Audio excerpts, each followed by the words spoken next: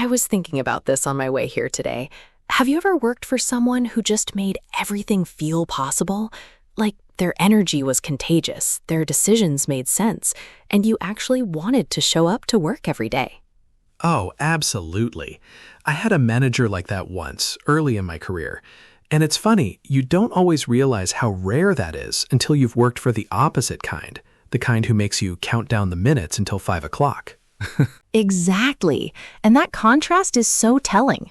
So today, we're diving into something that's relevant to basically everyone, whether you're a team leader, a student, a parent, or just someone who's ever had a boss.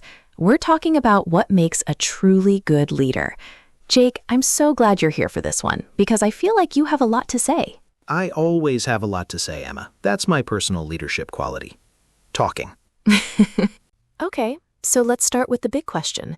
If someone asked you to describe a good leader in just a few sentences, what would you say?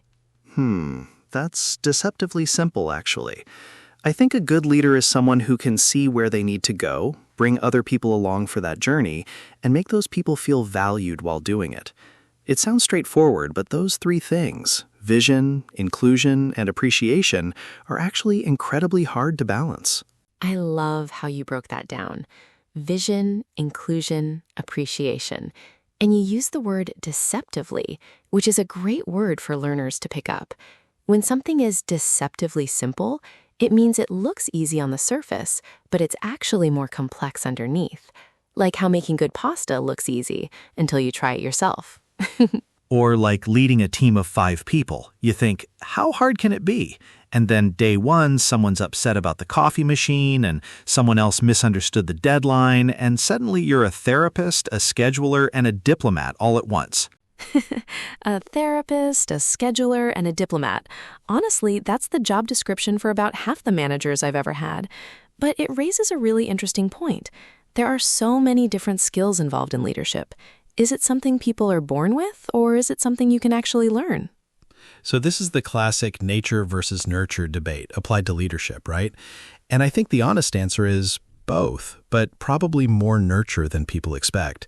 Some people do seem to have natural charisma or confidence, sure, but charisma without skills is just charm, and charm only gets you so far. That's such a good distinction. Charisma, meaning that magnetic, almost electric quality some people have that draws others to them, is great, but you're saying it's not enough on its own.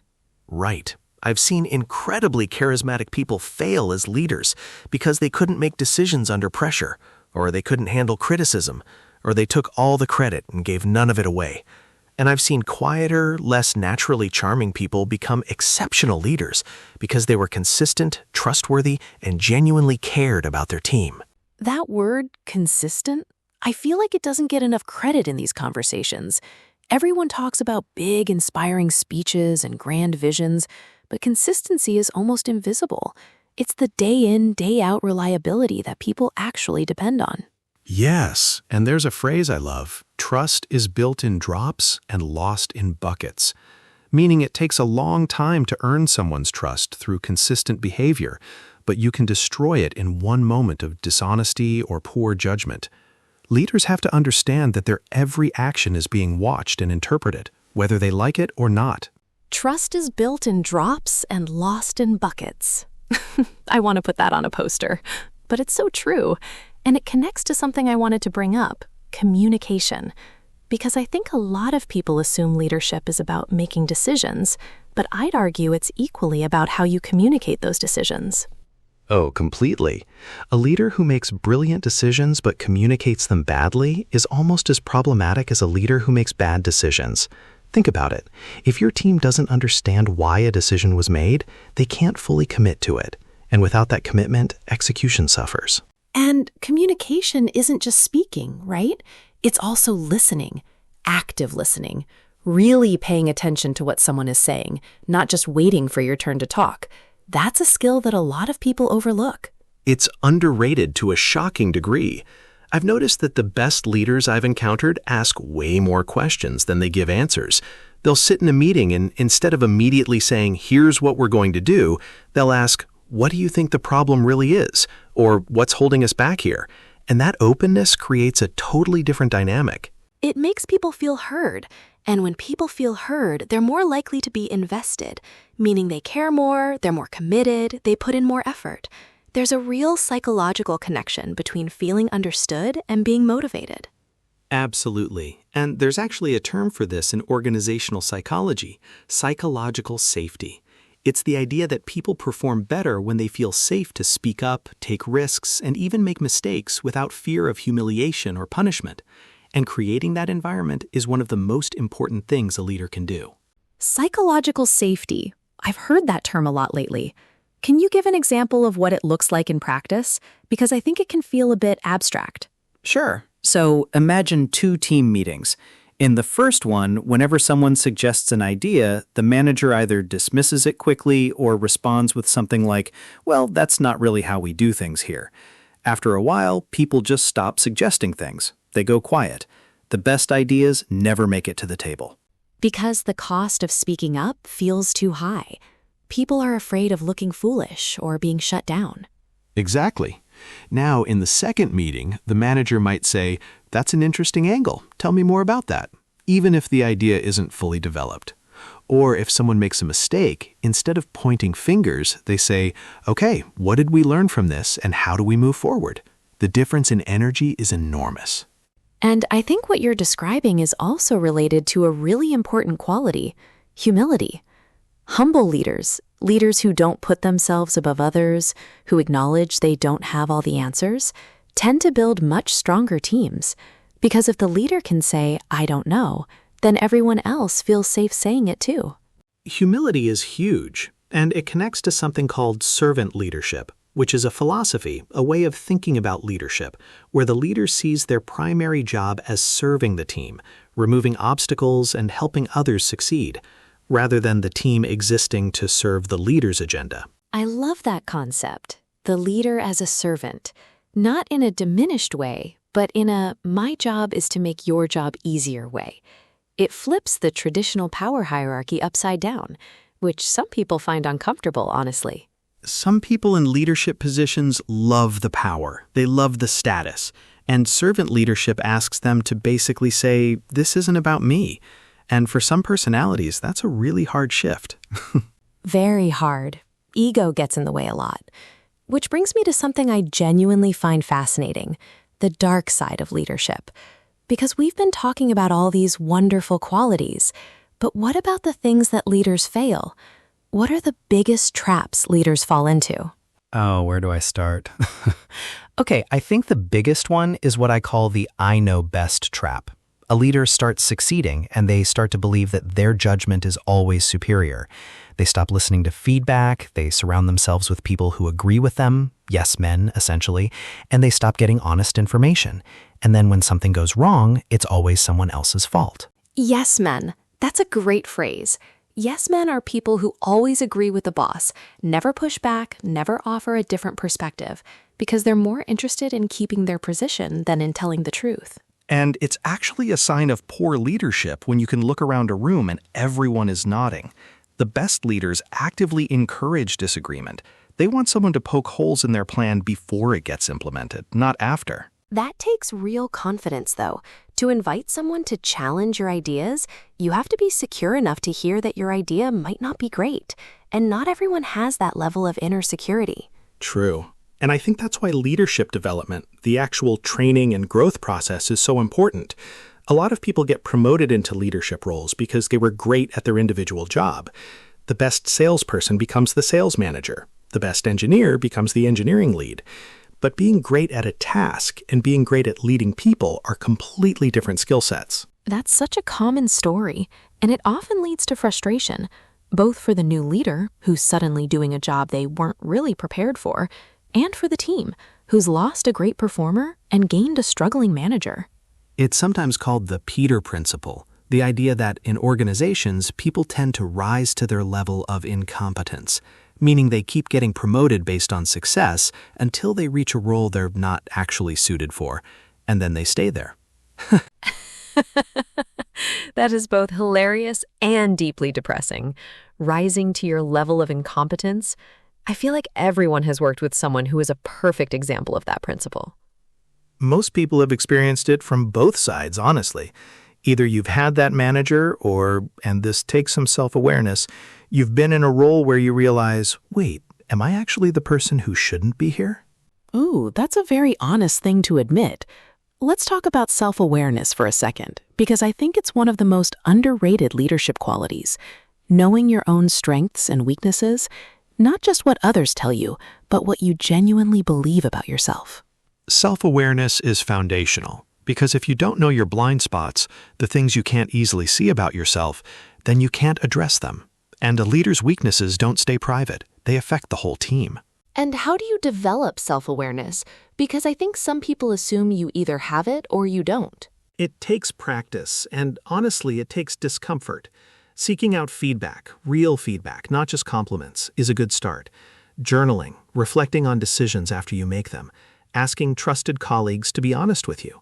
And sometimes it takes working with a mentor or a coach who can hold up a mirror and say, hey, have you noticed this pattern? A mentor, someone more experienced who guides you, shares their knowledge, and helps you grow. That relationship is so valuable, and I think it's one of the most overlooked resources for developing leaders. Completely. And good mentors don't give you all the answers. They ask better questions, which, again, circles back to the listening thing. I feel like everything in leadership comes back to listening. It really does. It's like the root of the whole tree. Everything else grows from it. Okay, let's shift gears slightly. I want to talk about leadership in different contexts. Because when we say leader, a lot of people picture a CEO or a politician. But leadership shows up in so many other places, doesn't it? Oh, absolutely. Leadership is fundamentally about influence, not authority. And influence doesn't require a title. A junior employee who consistently helps their colleagues, who speaks up when something isn't right, who brings energy and clarity to uncertain situations, that person is leading without any formal power. I love that. Leadership is about influence, not authority. And I think that changes the frame or perspective on who gets to be a leader. It's not just for people at the top of a hierarchy. And in fact, some of the most impactful leaders I've known weren't in senior positions at all. They were the person in the team who everyone gravitated toward when things got confusing, the one who could explain the situation, calm people down, and point toward a direction forward. That's leadership. What about leadership in everyday life, like outside of work, in families, friendships, communities? Great point. Think about parenting. Parents are leading constantly, setting values, modeling behavior, making decisions that affect the whole family, trying to balance authority with warmth. That requires almost everything we've talked about today: communication, consistency, humility, emotional intelligence. Emotional intelligence? We should probably unpack that a little, because it comes up constantly in leadership conversations. EI, or EQ, emotional intelligence, is basically the ability to understand and manage your own emotions, and also to recognize and respond appropriately to the emotions of others. And it's arguably more predictive of leadership success than IQ, than raw intellectual intelligence, because the technical problems in leadership can often be outsourced or delegated.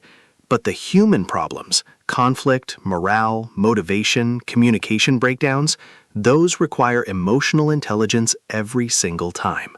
And you can't delegate empathy. That's not something you can hand to someone else.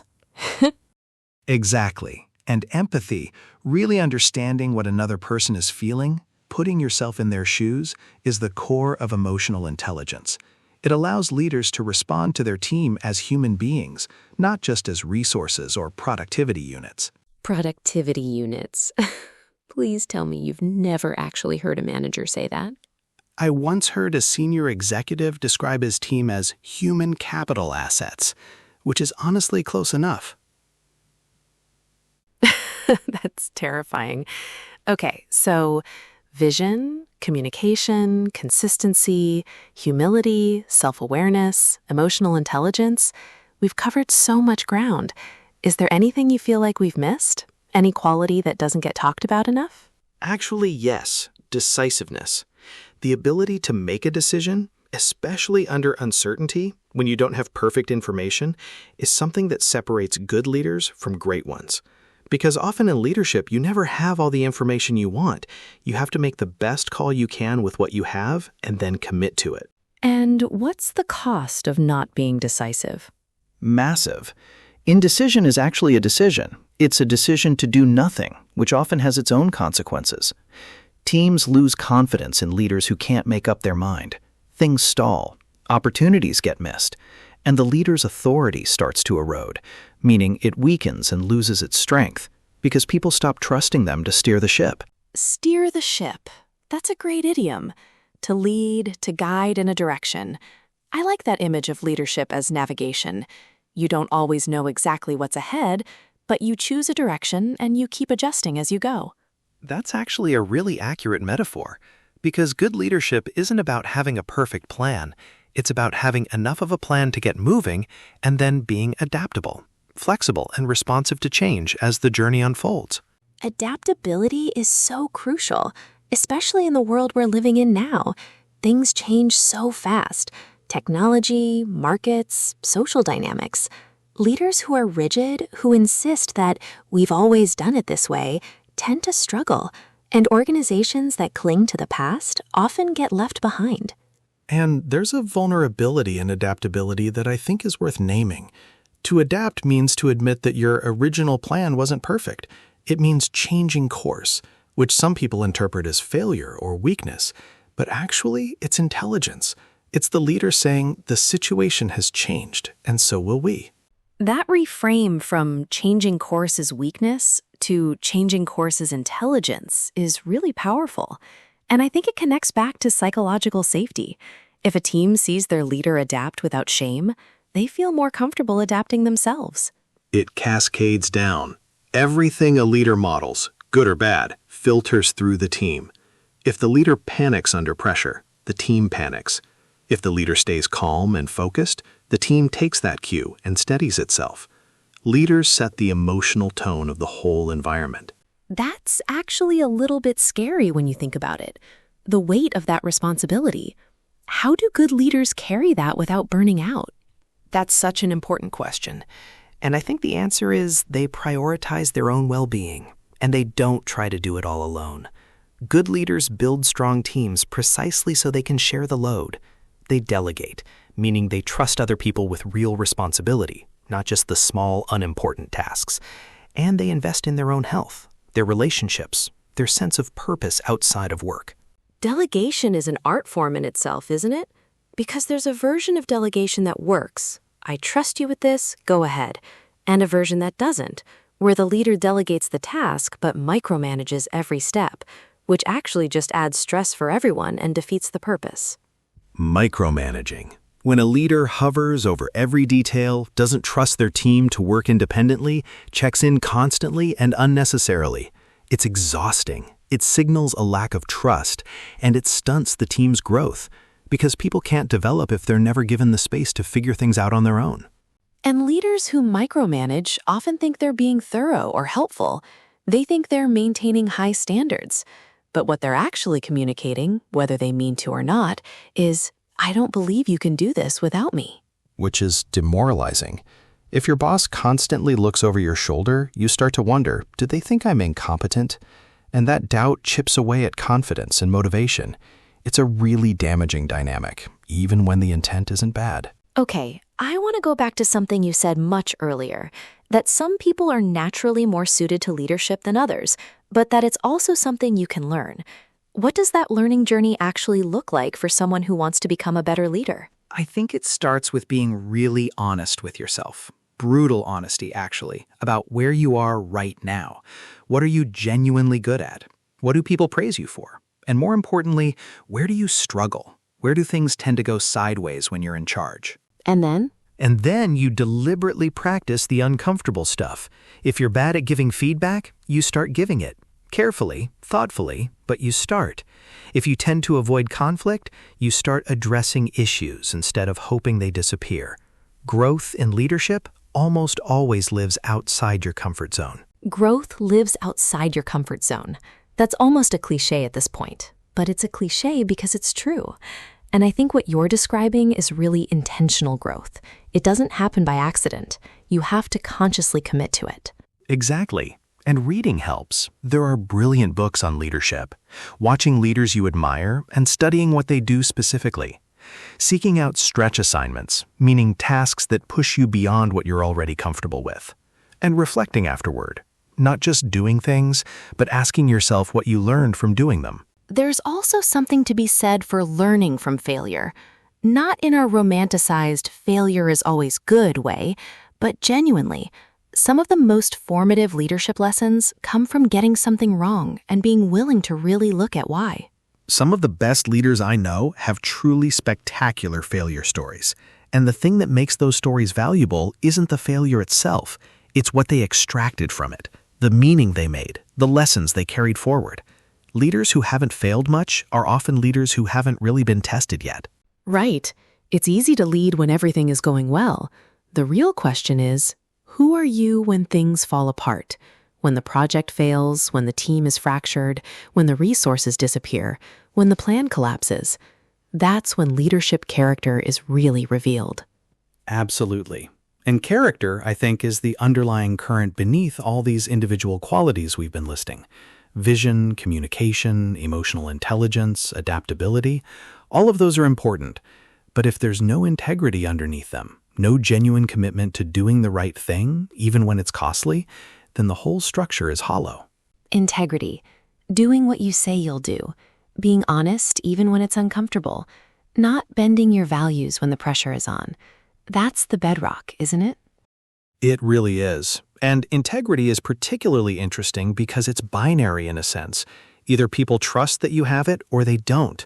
And once you've lost that trust, as we said earlier, it is incredibly hard to rebuild. Leaders live or fall on their reputation for being straight with people. I think we've built quite a rich picture of what great leadership looks like.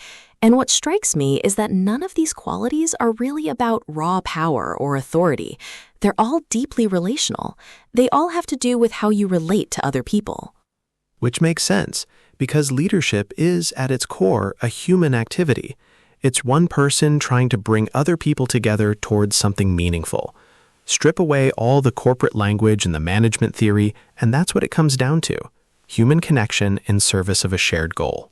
That is beautifully put. And I think it's also a hopeful message, because human connection is something all of us are capable of, to varying degrees. We can all develop it. We can all be better at it than we were yesterday. And that's actually the most exciting thing about leadership development, if you ask me. It's never really finished. Even the greatest leaders, the ones who seem to have it all figured out, are still growing, still learning, still being surprised by what they don't know. The journey doesn't have an endpoint. It's a practice, not a destination. Like a language. You don't reach a moment where you're done speaking English. You just keep getting richer, more nuanced, more expressive over time. Oh, I love that you brought it back to language. Very on brand for this podcast. I can't help it. But honestly, the parallel is real. Both leadership and language are things you develop through exposure, practice, reflection, and just doing them imperfectly for a long time until they start to feel natural. And in both cases, the willingness to look a little foolish sometimes, to try something, get it wrong, learn, and try again, is what separates the people who grow from the people who stay stuck. Perfectly said. Jake, this has been such a rich conversation. I feel like we could honestly keep going for another hour, but I think we've given our listeners a lot to think about and take away. Likewise, Emma. This is exactly the kind of topic I could disappear into for hours. I hope it was useful for people thinking about their own leadership journey, wherever they are on that path. So before we close, let me just do a quick recap of the big ideas we explored today.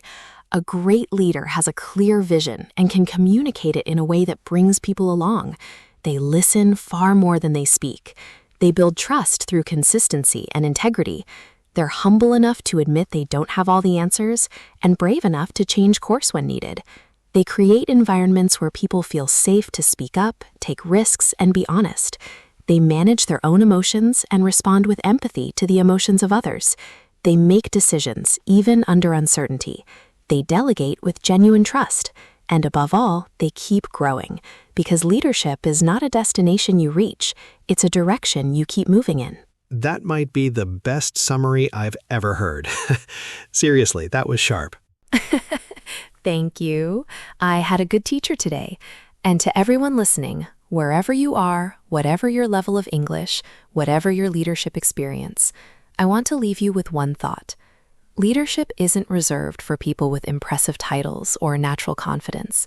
It starts the moment you choose to care about the people around you and decide to make things a little bit better than you found them.